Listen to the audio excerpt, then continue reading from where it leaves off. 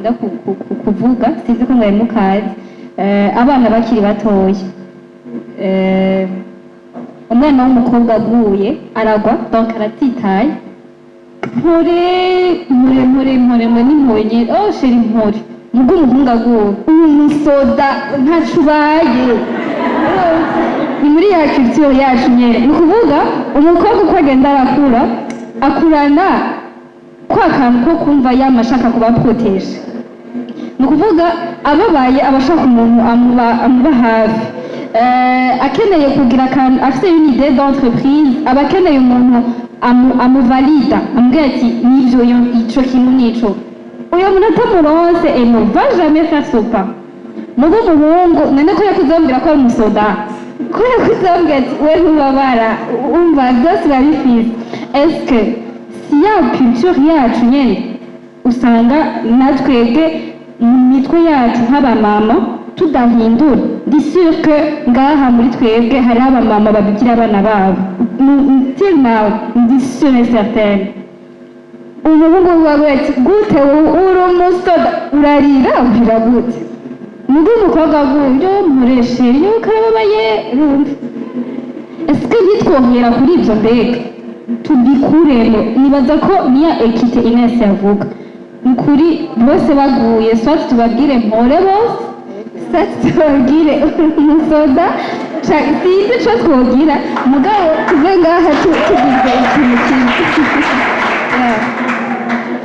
en fait kubera iyo culture y'abakobwa ubundi akaba umuhungu niyo tuvyaye uvyara umuhungu imana ikwezagiye umukobwa canke jewe personnellement naho bose baba bamwe ntaco bintwaye ariko benshi baba bafise abahungu n'abakobwa je numva umenga hari ikintu ko kiraba ubu muri ino myaka c'ingwano hagati y'abakobwa n'abahungu ntatahura tungane ivyo kuvuga ngo je nababwira bimwe sindi contre yawe ariko sinshaka ko tuba extreme twumva umenga hari ingwano hagati y'abakobwa n'abahungu nta ngwano iri hagati y'umugabo n'umugore umwe wese afise ikibanza ciwe kandi umwe wese ahagaze mu kibanza ciwe ahaba mu mugisha bikagenda neza rero sindi ngaho kugira ngo wane ngo jewe nanje ndakomeye nk'abagabo why not ya ekite nshaka nyine kuba protege wavuze ngo ni kuba protege ko ndafise ingene imana yandemye uco bituma ijambo ry'imana rivuga ko umugabo agereranywa nka kristo umugore agereranywa nk'ishengero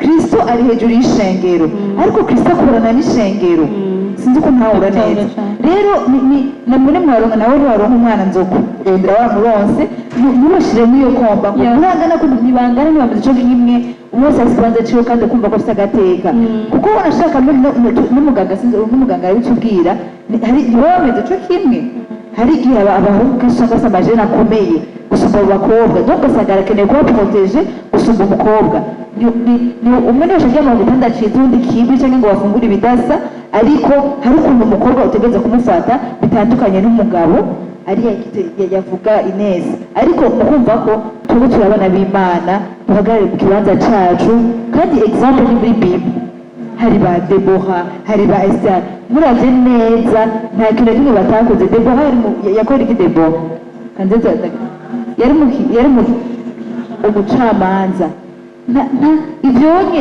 sinzi nshaka kuvuga numvaga nuko midure duko ndabivuga kubera birambabaza umutima wanje ndabasavye ntihaze habe intambara muri mwebwe yo kurwana gutungana n'abagabo ntishobora kungana nta n'ivyo kungana bihari umunsi ntabwo ari mu kibanza ciwe yesu abahezage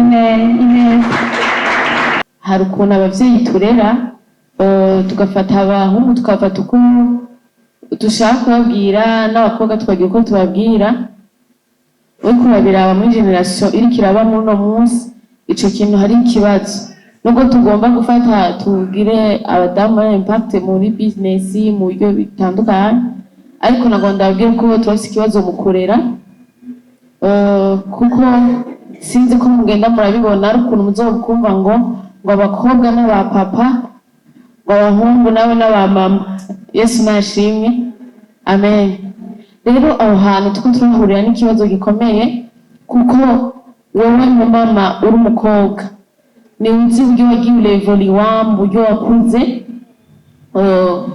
antuka udukosa tw'abamama udukosa tw'abakobwa uratuzi yesu nashimwe kandi umugabo nawe amakosa y'abasore arayazi, uburyo mugenda musimba Clotilde, Yesu nashimwe, haleluya, uburyo abakobwa batangura igihe atangura kwifuza umusore urakizi, Yesu nashimwe. Rero muko mubona ko turiko turahura n'ibibazo bikomeye uyu mw'iyi minsi, abakobwa ku bakobwa, haleluya, cyangwa ugasanga ngo abasore ku basore, Yesu nashimwe. Rero nagomba ndababwire nk'abantu b'abamama, inyuma yo kwitaho ibyo teza imbere imiryango, tugomba kugaruka mu rugo, Yesu nashimwe.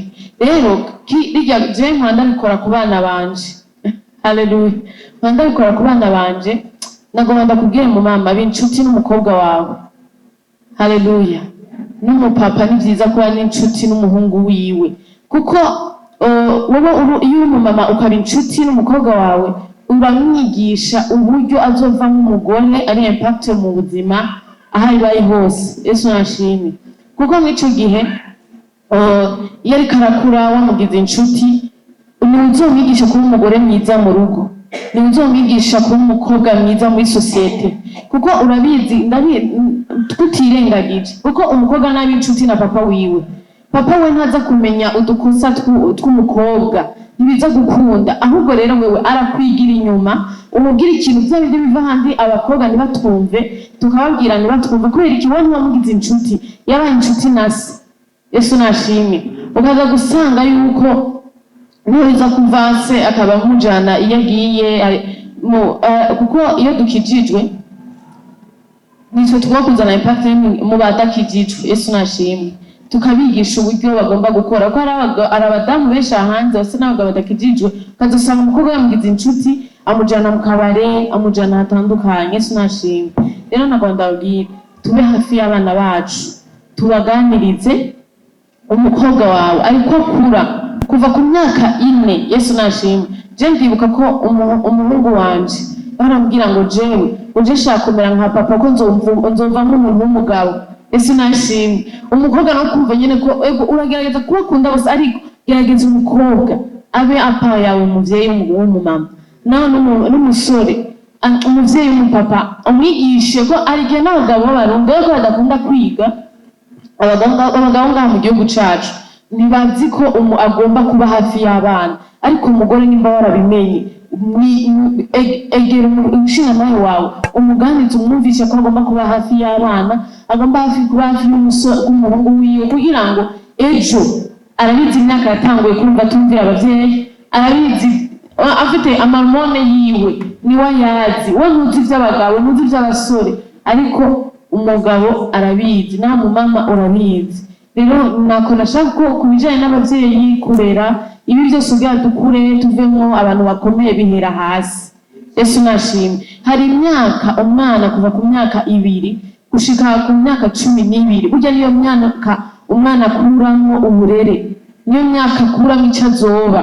Rero ntuzoza kumubwira ku myaka 15, ntuzoza kumubwira ku myaka 18, no, hera kuri 2 kuduga gushika ku myaka 12, burya niwo mwana avamwo umuntu w'umugabo akomeye cyangwa umuntu w'umugore akomeye. Nuza kumurera kuze ntibizokunda. Rero ngivyo byose tubikore, ndabinginze duhere hasi, kuko hariho abavyeyi ba kera batagira, hari ibyo batatubariye, Yesu nashimwe, ariko twe twakijijwe twabohotse, tubohoke no mu burere, tubohoke no mu kubafi ku bana bacu. Umwami Yesu abahumugisha. N'umukobwa cyangwa umudamu akijijwe, icambere na mbere nuko duhagarara nk'abantu bakijijwe. Umuntu yakijijwe ahagarara mu bugororotsi. Nimba ushaka gushika kure, bisaba yuko ukora ibintu byose neza kandi ukabikoramo uri direct kandi uri net. No bisobanura, iyo uri umukobwa cyangwa umudamu uri muri commerce, je personnellement ndadandaza, ariko nikimbuza gukora igikorwa c'Imana.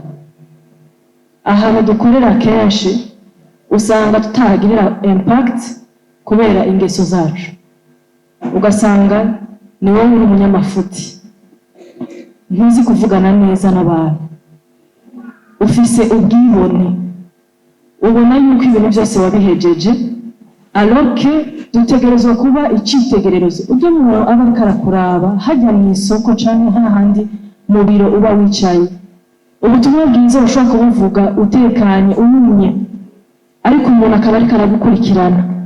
Uyu munsi abakobwa cyangwa abamama usanga aribo bakijijwe, usanga aribo bariko barabuza abantu gukizwa.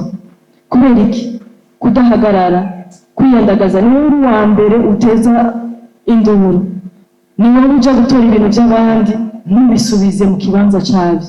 Urashobora kuba ukijijwe, uragiye uri mu isoko, waronse umukiriya icyo kintu ntacyo ufise, wagiye kugitora ku mugenzi wawe ukizanya mu kibanza, hako uvuga ya pri mugenzi wawe yakubwiye, ugasanga ushize ko yandi mafaranga.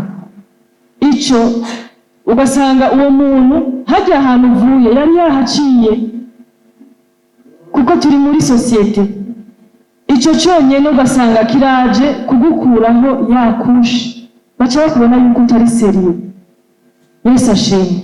Nicyo gituma mu kintu cyose jewe aho ndandariza antuka uhageze barazi yuko ndi mu pasteur, sivyo kwivugira, sivyo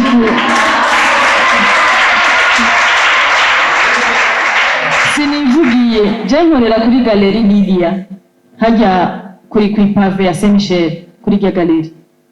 Ndagutumiye uzohaca. Ubajije mama pasteur barazi yuko ari jeje nyene mama pasteur muri ya galerie, kandi bitabujije yuko hari abandi mama pasteur bahari.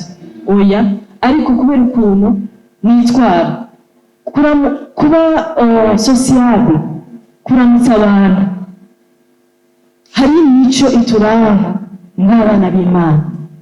Yesu ashimwe. Simbaga amagarare hajya mu kibuga ndababwire je ndi mama pasteur dutegerezwa gukora gutya. No, imyifato yacu, ibyo dukora, ingendo, ukwambara, ukuvuga, biboneke yuko wamenye Kristo. Amen. Bakubona bagusome mu Kristo, utaravuga bagusome mu Kristo, ariko ni wowe uzana akaduruvayo. Dukorana n'abadakijijwe, tugakorana n'abamizirima, je bose ndabavugisha, bose ndamenya aho ndabashira. Kandi si uko ari mu mizirima afise ikintu je ntafise ngo ndeke gutwara y'umukiriya. Oya, ndamuhagurutse mubwira ko ikintu nicyo afise, ariko hari umugenzi wanje agifise, nkamutwara akabona urwo rukundo. Nivyo nidusangiye ukwizera, ariko ifo yuko abona urwo rukundo, abona yuko uko biri kose turi bamwe kandi turi muri sosiyete. Icyo rero gisaba yuko umuntu yakijijwe agihagararira. Turiko turatakaza agaciro ka Kristo kubera imyifato yacu. Abamama, abakobwa ugasanga ntibariko baradushira ku mutima nk'uko bikwiriye, cyangwa turiko turempakta abatwegereye kubera imyifato utabizi, ugasanga uri umuntu w'ubwibone. Nicyo gituma ijambo ry'Imana ritubwira yuko tukwiye kwiraba, nitwe tukisuzuma, nitwe twiyizi. Wowe urazi yuko muri kamere yawe uri umuntu utazi kuvugana n'abantu neza. Icyo kintu ukwiye kugitwara mu masengesho. Uri umuntu utazi gukominika n'abantu, icyo kintu ukwiye kugitwara mu masengesho. Mu gihe kitarakunda ukamenya ingene wifata, imyifato, umwambaro wawe ukagaragaza Kristo. Hari abantu badashaka kudukurikira kubera ingene bakubona wambaye. Burya tuvuga ngo tudukizwa indani, oya, no hanze baraturaba. Ngo gakiza karimbani muri twebwe mu mitima yabo, n'inyuma barakuraba, kuko hose harakonta mu bwami bw'Imana. Imana y'umwijima heza.